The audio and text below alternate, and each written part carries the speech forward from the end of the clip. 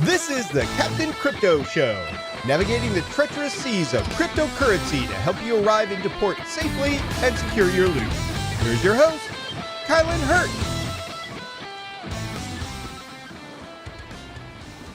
Welcome back to the Captain Crypto Show. By now, we've already covered some of the more core and fundamental topics within cryptocurrency. But I think it's high time that we covered a topic quite a bit more scandalous. Us pirates are known for seizing all sorts of goods from those poor little merchants. But today, we're gonna talk about one way that we can get our hands on some more, shall I say, illicit goods? That's right. Today, we're gonna be setting course for a place known simply as the Silk Road. So, once more, I feel like I'm going to have to give a bit of a disclaimer here, because today's topic is going to be centered around a couple of fairly controversial issues. The first topic is the free market, and the second one is the use of illicit substances, or drugs. I have a feeling that since you're probably a cryptocurrency enthusiast, that I would probably be preaching to the choir if I were to talk to you about the benefits of free markets. But when it comes to the topic of the war on drugs, I realize that some people, especially if they come from one of the older generations, frown upon recreational drug use, especially when it involves an illegal substance. But, regardless of what your thoughts are on recreational drug use, the history of cryptocurrency really cannot be covered properly without touching on the topic of illicit substances and Bitcoin's use in the purchasing of these substances online. Luckily for you, I've done some research into this topic over the years. It should be noted that the United States government's investigation into the Silk Road has been an incredibly contentious one. And to be perfectly honest, it's also been a complete mess. Although the trial against Ross Ulbricht, the alleged Silk Road creator and operator, only recently came to a close, it seems like it'll still take some time for some of the facts about the case to get fleshed out. So instead today we're going to be sticking to what we do know, and truth be told, there's plenty of that to fill up an episode. I also realize that I'm probably going to be alienating some listeners on this episode, because ultimately, I oppose the war on drugs. The same way that I advocate for the use of Bitcoin and cryptocurrency as a way to give you control over your finances, I also believe that every individual has the right to ownership of their own body, including what does and does not go into it. So without further ado, let's set full sail.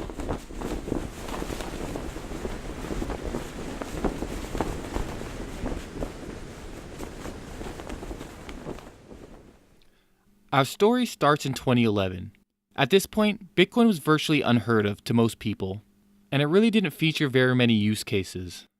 However, some of the people who had been following this relatively new Bitcoin project realized that it could be used for online transactions with increased anonymity compared to the fiat currency system. In January of 2011, on a website known as shroomery.org, which was dedicated to the cultivation of psychedelic mushrooms, a thread was created by a person with the username Altoid, and the title read, Anonymous Market Online, ? And here I'll quote it. I came across this website called Silk Road. It's a Tor hidden service that claims to allow you to buy and sell anything online anonymously. I'm thinking of buying off of it, but I wanted to see if anyone here had heard of it and could recommend it. I found it through silkroad420.wordpress.com, which, if you have a Tor browser, directs you to the real site at, and then it gives the URL. Let me know what you think. From what we now know, it appears that this was the first reference to the Silk Road on the regular internet. Now, for those of you who are not familiar with Tor browser, it's a specific browser that is used to help mask your IP address. This makes it harder for law enforcement and ISPs to figure out who you are and where you're geographically located. Additionally, it can also help obfuscate the IP address of a website server. Naturally, it would make sense for the Silk Road servers to be hosted on the Tor network, because if law enforcement were to figure out who was hosting the site or where the server was being hosted from, they'd be likely to shut the website down and punish whoever was operating it. So here, back in January of 2011, the site was officially in operation. And if you were to download and use Tor and navigate to the Silk Road's URL, you would find a relatively janky looking website where you could create an account and you would find listings for illicit substances. Now, naturally, since users could either be buyers or sellers, many people assumed that the first vendor on the site who had listings for recreational drugs was likely to be the person who actually created the site. Whether or not you believe that's true is up to you.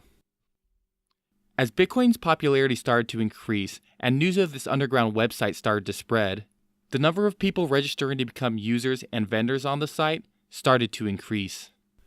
By June of 2011, the Silk Road had gained the attention of a popular website called Gawker.com. One of the authors on this website decided to do an expose on the Silk Road. This author's name was Adrian Chen, and on June 1st of 2011, he published the article, quote, "The Underground Website Where You Can Buy Any Drug Imaginable." At the time that Chen wrote the article, there were only 340 listings available on the Silk Road. And they included, for example, hash, MDMA, LSD, and even heroin. Interestingly enough, when the operator of the Silk Road heard that Adrian Chen was writing the article, he actually volunteered to be interviewed online by Chen. And in his talks with Chen, the operator of the website stated his opposition to the United States federal government. At one point in the interview, the creator of the Silk Road identified himself as a, quote, libertarian anarchist, and that he believes that anything that is not violent should not be criminalized. Alright, so at the time that this article was written, in June of 2011, if you wanted to visit the Silk Road website, there were multiple steps that you would have to go through. So, as we continue our journey to our ultimate destination of the Silk Road, the seafaring leg of this journey has come to an end, and the rest of the way we'll have to travel on land. We've chosen this specific bay here on an uncharted part of our map because it seems like a safe place to drop anchor and head into shore where we can travel the rest of the way by foot.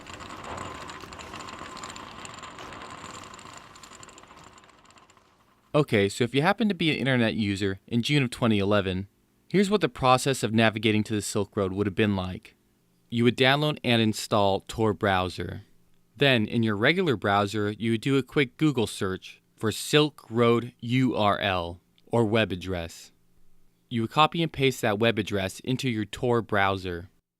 Although the Tor network tends to run slower than the regular internet, in much the same way that traveling by foot is much slower than traveling by ship, it would take you to the Silk Road. There, you would see a website that would look a lot like most other e-commerce websites, although quite a bit more crude. And instead of seeing common items showcased on the homepage, you would mostly see drugs and other illicit goods featured.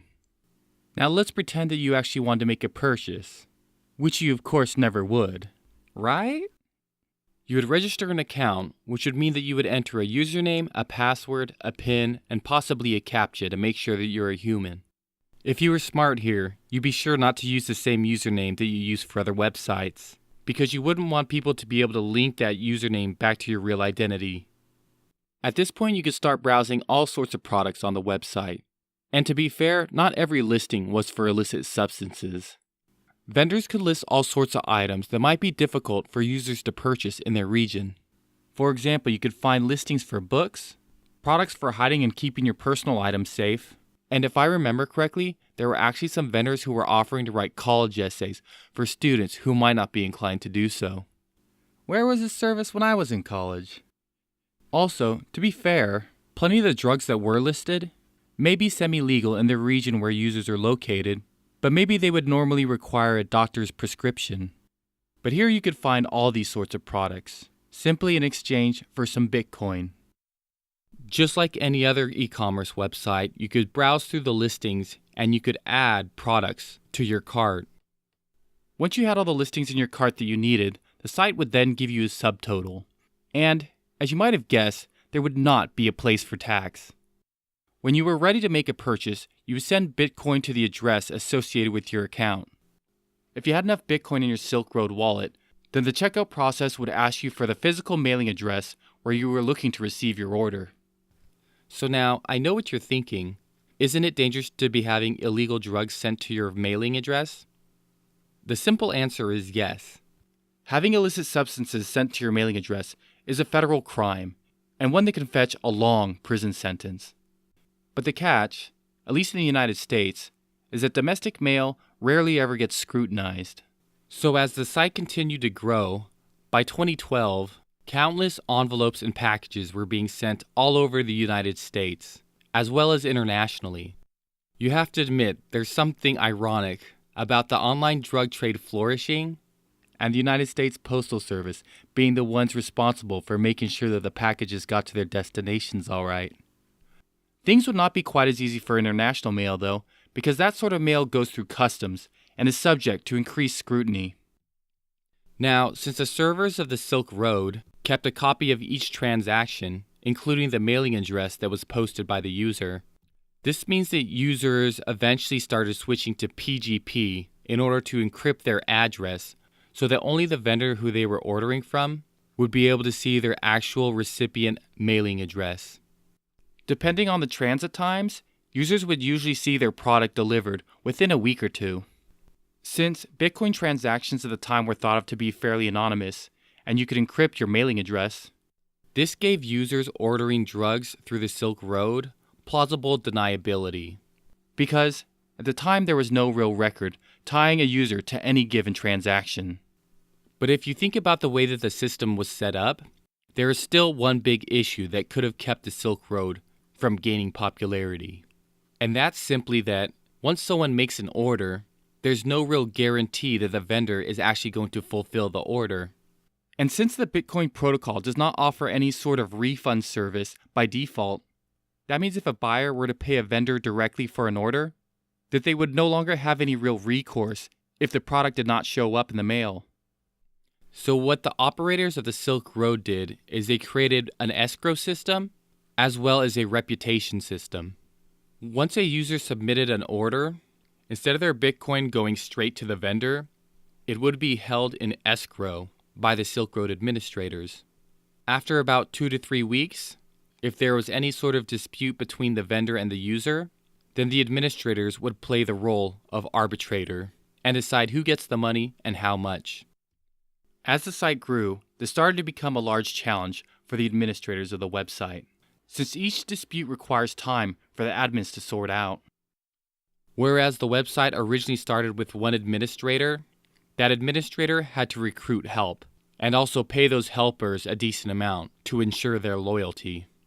This also increased risks to the Silk Road website itself, since each admin would be given special privileges, including access to the Bitcoin wallets owned by the Silk Road. Now, with regard to the feedback system, this is a lot like the feedback systems that you've seen on websites like Amazon or eBay.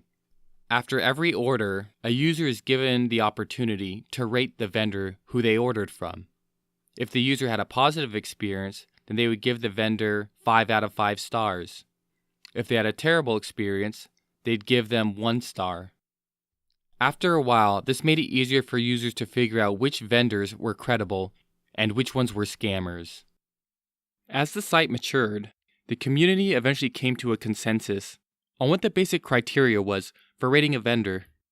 First and foremost was the quality of the product, and whether it matched the product listing's description. Another criteria was transit time. If it took the vendor a long time to get the order shipped, then that could cause the vendor to get a lower rating. Communication was another big factor. If anything ever went wrong or there were delays, did the vendor properly communicate with the buyer? But perhaps the most interesting piece of criteria was something that was termed stealth. Since most of the packages would be sent through the government mailing service, that meant that especially if a package had illicit substances in it, it would have to be disguised to make it look like a regular package. For something small and flat like LSD blotter paper, this would be really easy to disguise in a package, and would also be a lower risk, since drug-sniffing dogs are usually not trained to sniff out LSD. But if you're trying to order a decent amount of something larger like marijuana or MDMA, then vendors would often have to get quite a bit more creative. Some basic methods for concealing the product became very common, like vacuum sealing the product, and also using multiple layers of wrap in case any layers started to fail. I've also heard of illicit substances being hidden inside of DVD cases, as well as within hollowed out candles. If your vendor was really good at stealth, then it'd take you a good 5 minutes to figure out where the hell the drugs were placed in the package. Sometimes when a vendor would start to get lazy, law enforcement would actually start to catch up and begin to be able to actually profile that vendor's packages. If the vendor became really complacent, then eventually law enforcement would start to be able to trace the packages back to its actual source. And that can mean trouble, both for the vendor and users who had bought product from that vendor. In some cases, that could even mean a visit from law enforcement. This is the FBI, open up. But that's enough about stealth. Now back to the rating system. As a side note, for those of you who are wondering, there was not an inverse rating system for vendors to rate buyers. Most likely because some vendors had a ton of buyers. And in general, the only thing that the vendors are really receiving from the buyers is their money. The vendors were able to see some basic details about the buyers though. For example, how many previous purchases they've made on the Silk Road, and how much cumulative money all those orders added up to. The system was not perfect, but there's a good chance that the site would not have been able to operate quite as successfully as it had if it weren't for this rating system. There wouldn't be quite as many negative consequences for a vendor to sell buyers poor quality product or even product that might be dangerous. Of course, this is not to say that no one ever got hurt or died from using products bought on the Silk Road, but many free market advocates say that because of this reputation system, that it was likely safer to purchase and consume drugs off the Silk Road than it was to get it from your neighborhood drug dealer. In addition to the website itself, other communities also rose alongside the growth of the Silk Road. For example, the Silk Road had its own forum, and soon there were subreddits dedicated to the Silk Road and other sites like it. One post that you would often see would be from new vendors who were announcing their arrival. Sometimes they would even offer a discount to their first several buyers. This way they could start building up their reputation to attract more customers. Another type of post that you would see a lot is that if a buyer ever felt like they were being scammed, they would often start a thread where they could find out if other users had similar experience. Another fairly intriguing development was that since some users had scientific backgrounds, they would sometimes start discussions about the purity of different vendors' products, and especially how it compared to those vendors' claims.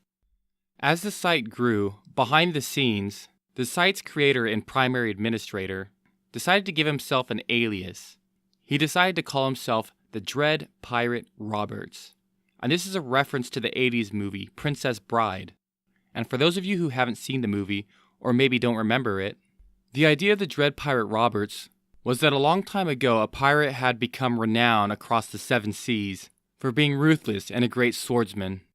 Once he had been successful for long enough to become rich, instead of simply just retiring and taking his name with him, he decided to pass the name on to a successor.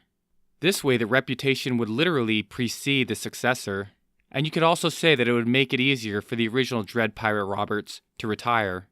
So as it relates to the Silk Road, it sounded like the original creator was going to stay around for long enough to enrich himself, and that the plan was to eventually make a graceful exit, passing on the Silk Road website and the administrator account to a successor. Now, behind the scenes, multiple departments within the United States federal government had already begun investigations into the Silk Road and the identity of its operator. In fact, as early as 2011, some politicians were calling for the shutdown of the Silk Road. For example, the Democratic senator from New York, Charles Schumer, in 2011, called for the DEA and the Department of Justice to shut down the site immediately. In a way, it seemed like Schumer was making the shutdown of the Silk Road one of his pet causes, at one point even referring to the website as a certifiable one-stop shop for illegal drugs that represents the most brazen attempts to peddle drugs online that we have ever seen. Interestingly enough, Schumer's words may have been used to help motivate law enforcement to investigate and shut down the website, but the Dread Pirate Roberts himself probably just saw this as free advertisement. By 2013, investigators were probably pretty certain that the Dread Pirate Roberts was most likely a relatively young male with at least some formal education and some computer science background, and also someone who had libertarian political leanings. But even if you were to narrow it down to that criteria, you're still probably talking about hundreds of thousands, if not millions of people who fit that bill. Undoubtedly, the investigators had probably been studying all of the forum posts made by the Dread Pirate Roberts. Dread Pirate Roberts, or DPR as he was called for short, was most likely from an English-speaking country, and considering the different variations of certain English words, was most likely un-American. So, thus far, our trip along the Silk Road has mostly been a safe one. But as you could expect with a website like this, as its popularity continued to increase in 2013, with its popularity came all sorts of drama. So during this next leg of our trip, we'll have to be on the lookout for roving marauders and all sorts of other dangers. So we're going to take a quick break, and when we come back, I'll give you a glimpse of some of the darker side of the Silk Road. For those of ye out there enjoying the show, your captain would love to get some feedback on how best to improve it. You can find me on Twitter as Captain Crypto HD, and on most of the high seas of social media as either Captain Crypto or Captain Crypto Show. Just be on the lookout for my logo. Also, be aware that due to the technical aspects of each platform, that my podcast feed will always have the most up-to-date and latest revisions of each episode.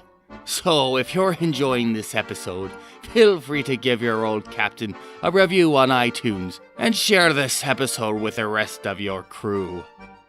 Now, back to the show. So, for pretty much as long as the Silk Road had existed, there were busts related to the Silk Road. The first documented example that I've heard of someone getting busted related to the Silk Road was when an Australian man had his house raided by law enforcement in July of 2012. Granted, it seems that this man was busted because he had used his phone to text someone about an incoming shipment of drugs, specifically LSD. When his house was raided, law enforcement grabbed his computer as forensic evidence. And once they took a look on his computer, they found plenty of evidence linking him to the Silk Road. For example, he had the Silk Road URL bookmarked in his Tor browser. He also had images showing his Silk Road username written down on his computer, and investigators were able to link that username to specific forum posts on the Silk Road message board. They were also able to link this man's social media activity to other social media accounts specifically associated with the Silk Road. These mistakes would become a recurring theme. Using tools like Tor and Bitcoin to make sure that your online activity is not linked to your personal identity means nothing if you have other real-world habits that help investigators link the two together. Another big story was the bust of a vendor known as Supertrips, whose real identity was a Dutch man by the name of Cornelis Jan Slump. Over a period of about 18 months during 2012 and 2013, he was responsible for distributing over 500,000 ecstasy pills worldwide, as well as approximately 104 kilograms of powdered ecstasy.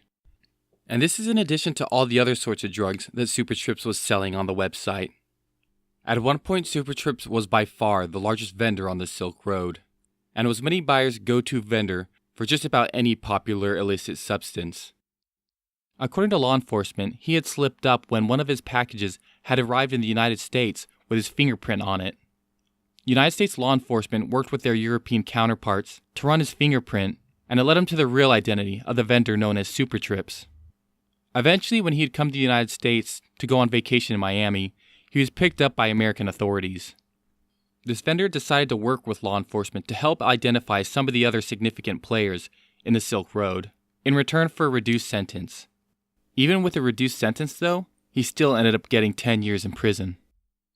During the Silk Road's prominence, message board threads about users and vendors getting busted became a relatively frequent occurrence.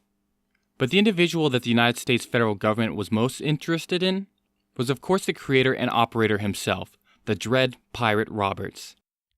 After over a year of investigation, law enforcement had finally caught a break. It turns out that same username, Altoid, that I told you about in the beginning of this episode, that was being used to make posts about the Silk Road in forums during the website's infancy, had been used by the creator across multiple message boards. In one post on Stack Overflow, where Altoid was looking for Bitcoin developers to hire, he mentioned that they could contact him at rossulbricht@gmail.com. I believe that Altoid may have edited this post later to remove the email address, but regardless, this email address still existed on the forum server. The IRS's special agent, Gary Sadler, had done the work of connecting these dots, and sent over a subpoena to Google to give authorities more information about the account holder. They wanted to know who this Ross Ulbricht character was. And what they found didn't really shock them. As I mentioned earlier, the Ross Ulbricht that owned this Gmail address was a white guy in his late 20s with a decent amount of computer knowledge, and one who was openly libertarian and a supporter of the Ron Paul 2008 campaign. At this point, investigators were pretty sure that they had found their man. They had found the Dread Pirate Roberts, but they had not yet captured him.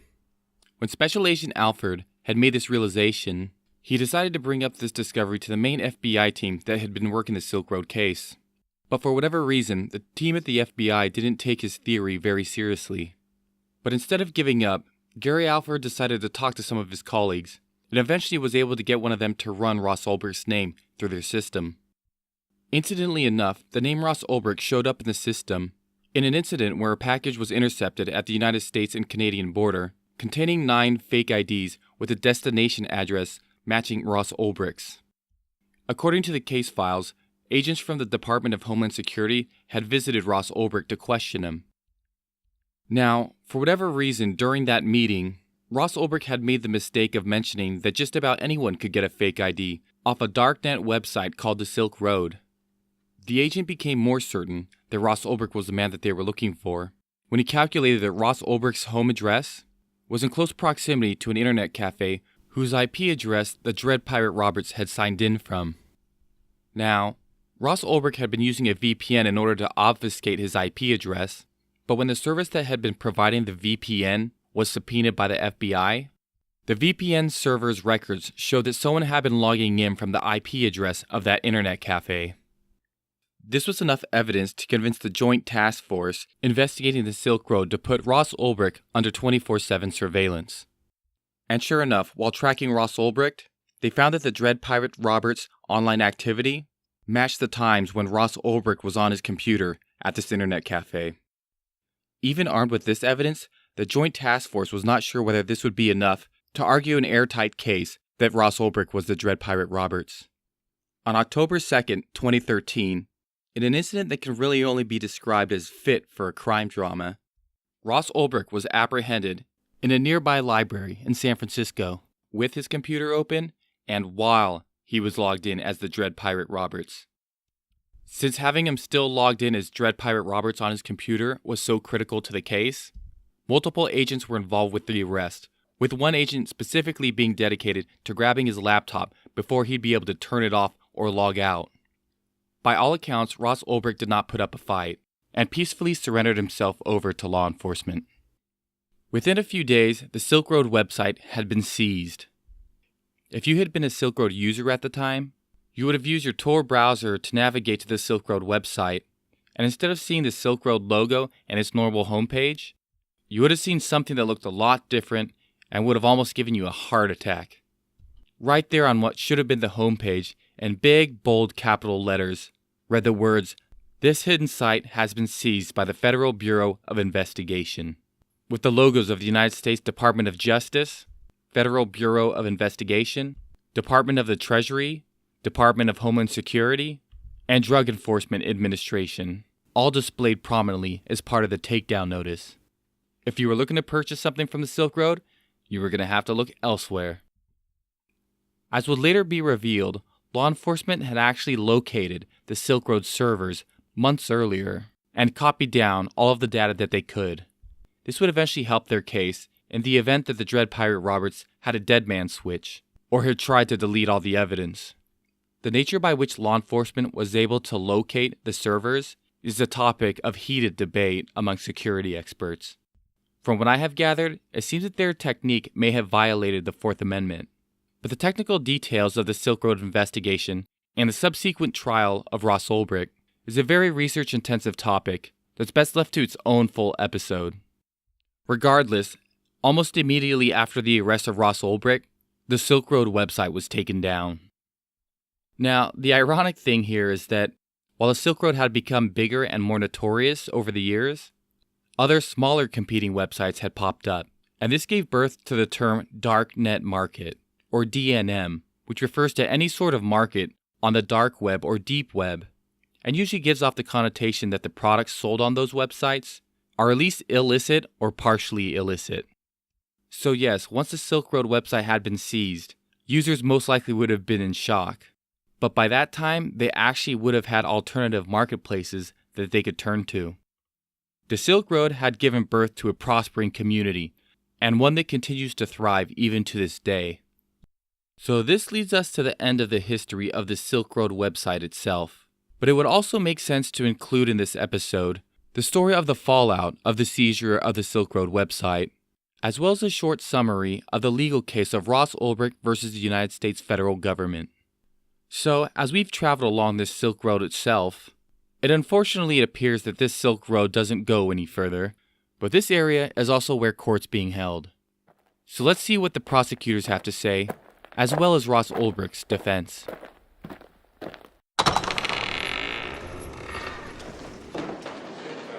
Order in the court. Order in the court. In January of 2015, in the United States District Court for the Southern District of New York, the trial for the United States of America versus Ross William Ulbricht, aka DPR, aka Dread Pirate Roberts, aka Silk Road, began with presiding judge Catherine B. Forrest. Now, normally the identity of the presiding judge wouldn't really be relevant, but in this case it is relevant, because Judge Forrest's nomination to the bench came at the recommendation of a New York Senator, Charles Schumer. Now, if that name rings a bell, that's because we talked about him earlier in this episode. He's the senator who made it his own personal crusade to try to get law enforcement to shut down the Silk Road and catch the Dread Pirate Roberts. So, the fact that there was a connection between Senator Schumer and Judge Forrest should give you an idea of just how fair this trial is going to be. The defense was represented by New York attorney Joshua Dratel, who had built his reputation on defending white-collar criminals, but had also at times taken on the monumental challenge of representing people facing terrorism charges. In this case, Ross Ulbricht was facing 7 counts of criminal charges, including the following. Count 1, distributing or aiding and abetting the distribution of narcotics. Count 2, the distribution of controlled substances intentionally accomplished by means of the internet. Count 3, conspiracy with others to violate narcotics laws. Count 4, engagement in a continuing criminal enterprise. This is also known as the kingpin charge. Count 5, conspiring with others to commit or aid and abet computer hacking. Count 6, conspiring with others to traffic in fraudulent identification documents. Count 7, conspiring to commit money laundering. In addition to these charges, Ross Ulbricht also faced indictment for ordering the murder of multiple online users who had crossed him.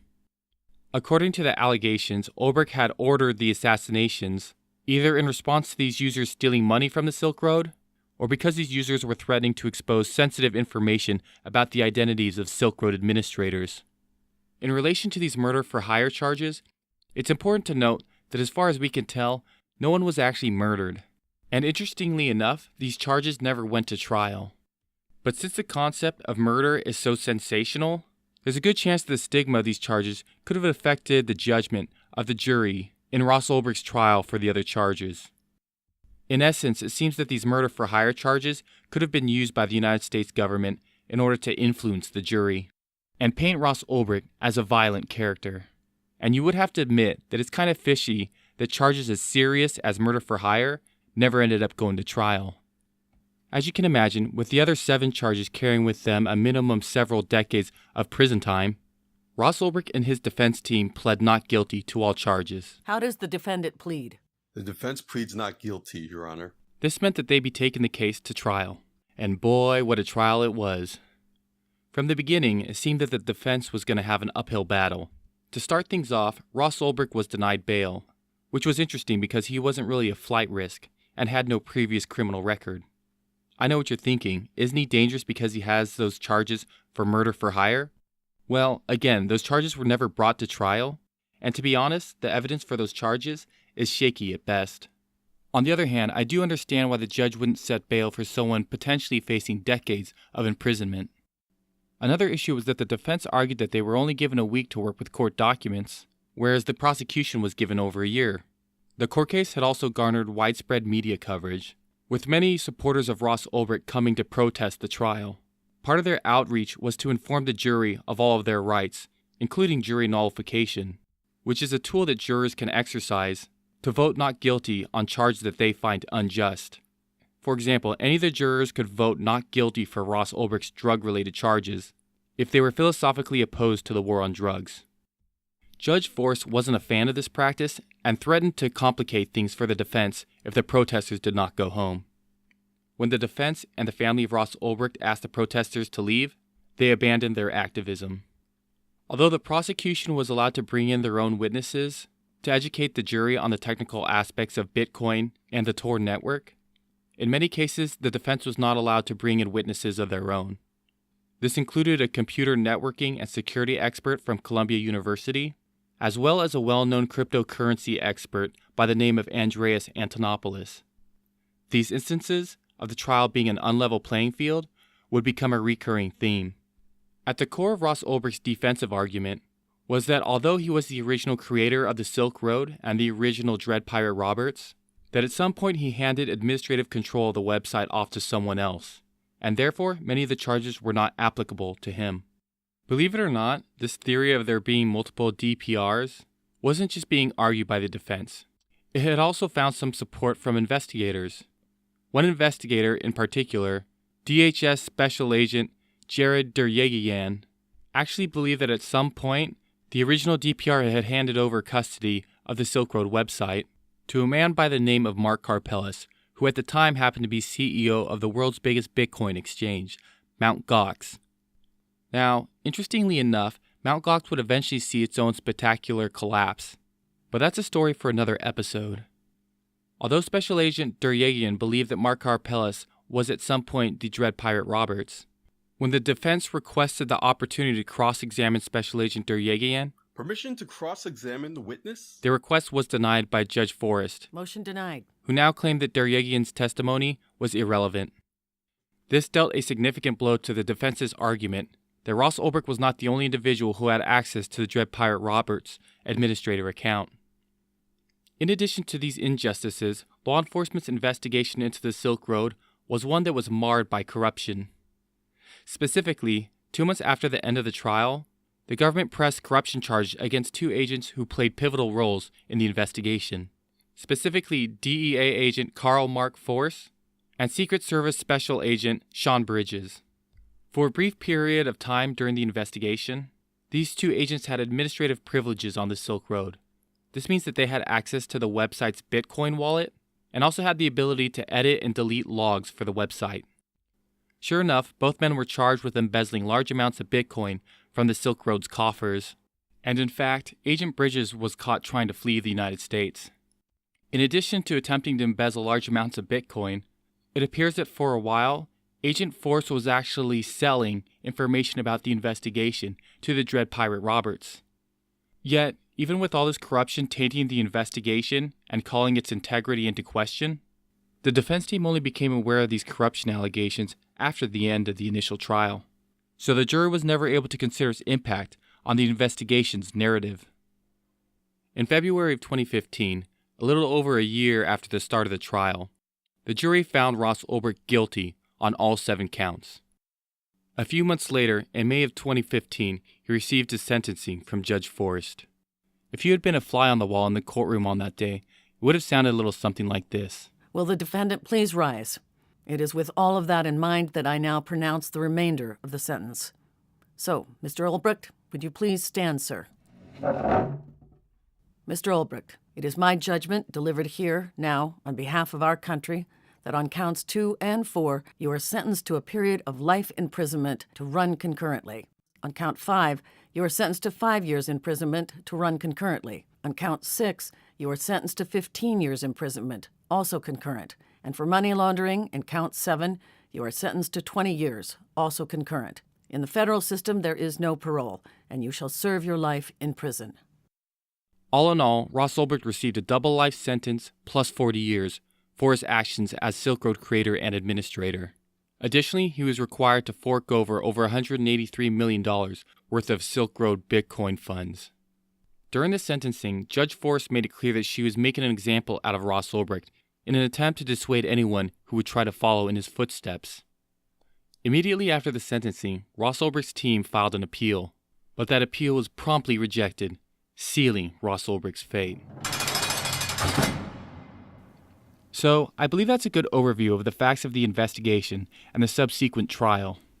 But if you're wondering what my opinions are on the story of the Silk Road and Ross Ulbricht, I'll lay them out for you plainly right here. Do I think Ross Ulbricht was a Dread Pirate Roberts? Well, yes, I do. He even admitted to it in his court case. Was he the only Dread Pirate Roberts? I'd venture that he was not the only Dread Pirate Roberts. In fact, in December of 2016, while Ross Ulbricht was imprisoned, somebody actually logged into the Dread Pirate Roberts account. Now, it is possible that it could have been one of those two rogue agents, but even that would not contradict Ross Ulbricht's assertion that he was not the only one that had access to the administrator account. Do I think Ross Ulbricht is a good person? I certainly do, and I think he's intelligent and has his heart in the right place. And regardless of the controversy surrounding the supposed murder for hire hits, it honestly just seemed like Ross Ulbricht's ego got to him, and his overconfidence caused him to slip up. In retrospect, I suppose it's not very surprising that a young American computer programmer might not be well trained to make the difficult choices that need to be made when managing a multi-million-dollar drug empire. It seems like Ross Ulbricht was just in over his head. If his only objective was to become rich, by the time he had gotten caught, he had long since passed that point, which leads me to believe that he continued to grow his empire to prove a point. That point being that, regardless of legality, an open marketplace could function properly and maintain order. Perhaps another point that he was trying to prove was that making it easier for people to purchase and sell illicit goods wouldn't really cause the end of the world. And by all accounts, it does seem that he was correct here. By creating a marketplace that could be accessed via one's computer, he reduced the risks faced by people looking to purchase illicit goods. One of the unfortunate things about this story is that we've never really gotten to see Ross Ulbricht's side of things. But now that his fate is sealed and he's got plenty of spare time, hopefully he'll consider writing a book about the whole saga. And call me an optimist, but even though he's doing multiple life sentences in prison, if I had to wager, I'd bet that he'll still see the light of day. So, from one pirate to another, my hat's off to you, Ross. And for any of you out there who happen to be making good money off cryptocurrency, I want to throw a bone to a man that literally risked everything to help push cryptocurrency forward. Consider donating some crypto to his fund at freeross.org. Additionally, I'll try to add the QR code to the Bitcoin address for his fund to this episode's image file. So, until next time, guys, this is your captain wishing you fair winds and following seas. Set sail.